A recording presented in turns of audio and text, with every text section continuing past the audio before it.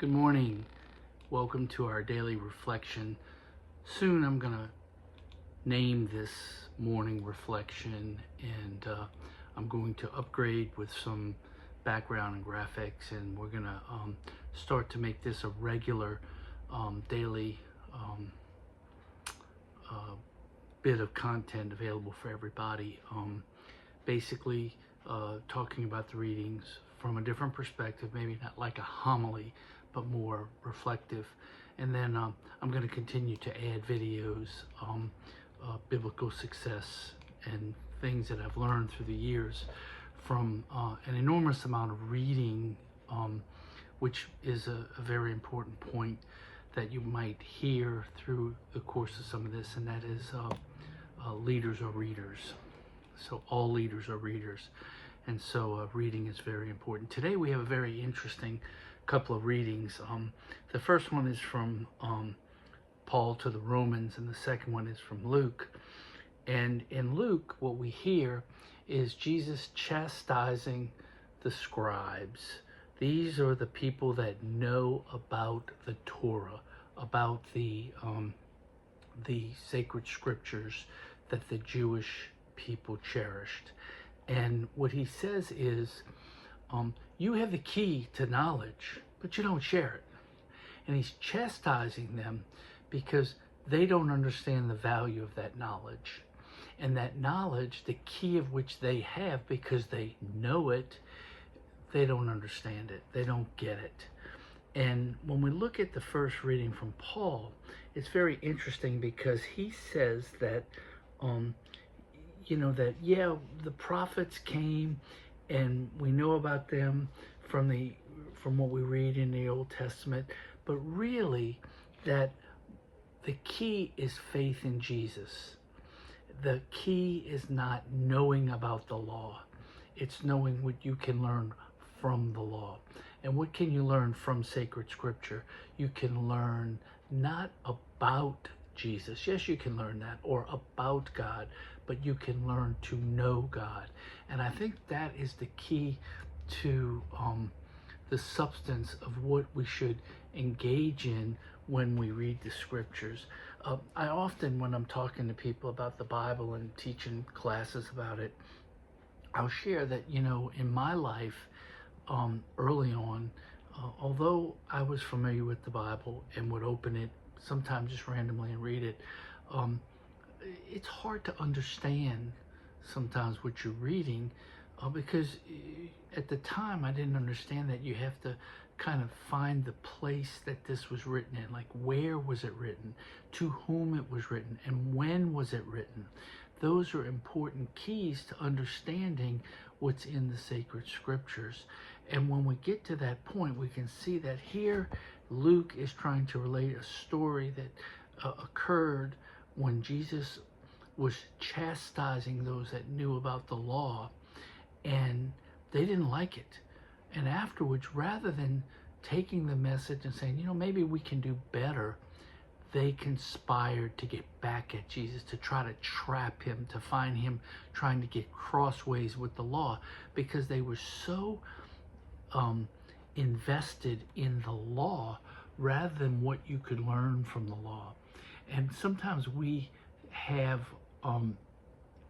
people that are, I'm going to use the word religious, spiritual, and they know the Bible.